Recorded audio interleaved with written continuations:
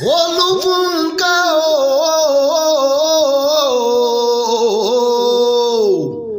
ọmọ Bọ́lá títí láyọ̀ àwẹ̀lẹ̀ òdì ọmọ Bámgbóyè. Olúfúnkẹ́ ọmọ ọba bàbá ẹ̀ ọba ní í ṣe jíire bí ẹ mọ́ jíire lóko ilé àfìmọ̀jò jíire ní sàárẹ̀ bó bá wẹ̀ mọ́ kẹ́mọ́ jíire bó wọ̀kùn kan jíire ní sáà wọn bó bá ti jíire àbùsẹ̀bùsẹ̀ òní lọ́jọ́ ìbí rẹ̀ òní ló pé 100 ọdún láyé gbéra lẹ̀ ó dìde ó wá fìyìn fóníbù ọ̀rẹ́ tó dá ọ sí dọjọ́ òní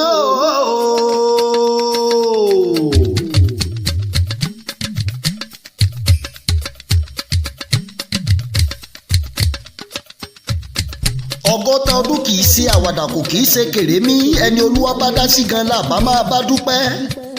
ló jẹ́ wọn bá yeye dúpẹ́ ká bá wọn yin Olúwa ọba tó mú un rọ́dún tuntun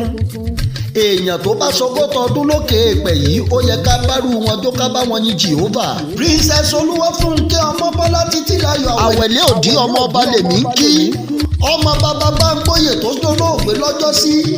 létọba Professor Esther Bámidélé Bámgbóyè ẹlẹ́gùn ọ̀fọ̀dù ẹkùlá tó dolóògbé lọ́jọ́ sí kọ́lọ́hún kó bá wa dẹlẹ̀ fẹ́ èèyàn rẹ̀ kò sẹ́ni tí ò ní kú kò sẹ́ni tó kó bàbá rẹ̀ ò ní dìgbòrò Olúwa ọba mi kábíyèsí o ọba sọyẹ́sọ̀rù ọba sojò sẹ̀rù àgbàlagbà lórí ìta gbangba ọba mi àgbàlagbà ọ̀wàrà òjò tí ń gbani lọ́wọ́ àrà tí ń sán òjò tí ń sún wẹliwẹli tí ń kanlẹ̀ tí ń karùn tí ń wọ́ rúrúrú ìmọ̀nàmọ́ná ológodà ńlá ọba tó ní gbogbo ẹ̀mí ènìyàn ọba tó dá Olúwafúnkẹ́ sílẹ̀ mi wá dúpẹ́ fún aláṣẹgbé tí ò láṣepamọ́ ọba tí kì í jẹ̀bi ohun tó bá ṣe ògbìgbà tí ń gba gbogbo ẹ̀dá là yéye Ayọ̀délé yéye Mọ́rẹ́níkejì ó kú oríire ọ̀pọ̀ tá a jọ bí yín lánàá ọ̀pọ̀ wọn ni ò sí mọ́ àwọn kan ń bẹ nílé ìwòsàn àwọn kan ń bẹ lọ́gbà ẹ̀wọ̀n tí wọn ò mọ̀gbà tí wọ́n jáde kúrò níbẹ̀ ń jọun àánú ló dá ọ sí títòní tó jẹ́ kó o tún wà láàyè máa ronú ewu tó lú ọba ti kó ọyọ lójoojúmọ́ ayé gbogbo sọ rántí ọjọ́ àwọn ọlọ̀tẹ̀ gbìmọ̀pọ̀ tán fẹ́ gbẹ̀mí rẹ o rántí ọjọ́ tó ń gbéṣẹ́ fáwọn agbénipa kí wọ́n gbé ọ kúrò láyé sọ rántí ewu ìbọn tó lú ọba ti kó ọyọ lọ́pọ̀lọpọ̀ gbàndọ̀n ànímọ̀mọ́ sọ rántí ọjọ́ tó ṣàìsàn tó dàbí ipò òkú tó lú ọba tú ọ sílẹ̀ nínú ìgbèkùn sọ rántí ọjọ́ táyé fẹ́ pa ọ́ lẹ́kún tí wọn ò mọ̀ pé ẹ̀rín ni ó sì padà já sí ó rántí ọjọ́ táyé fọ́pọ̀ ọmọ dá olóró tó lú ọba gbà kúrò lọ́wọ́ àwọn ẹni ibi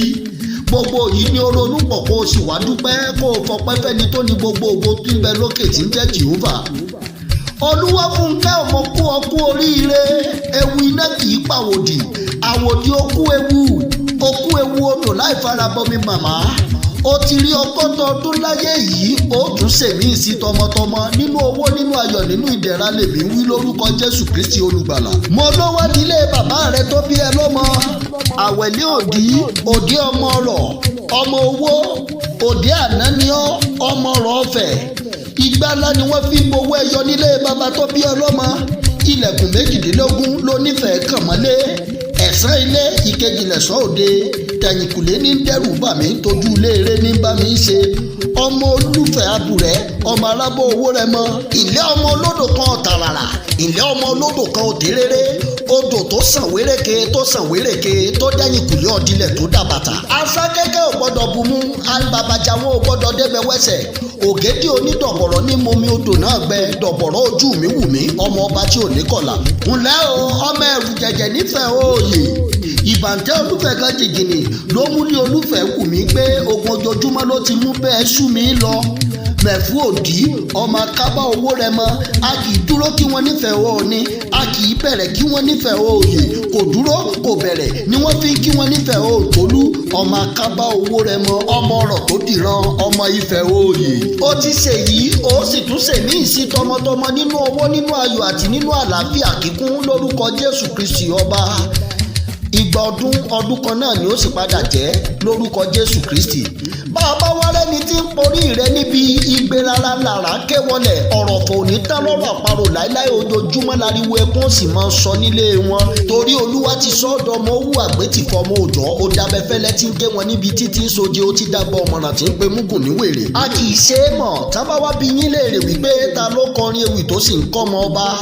ẹ mọ̀ wí fún wọn pé Olúwayọ̀mí ni, Olúwayọ̀mí àròlé Jésù lèmi ń jẹ́. ìpàdé wa tún di láyọ̀, ó dìgbà.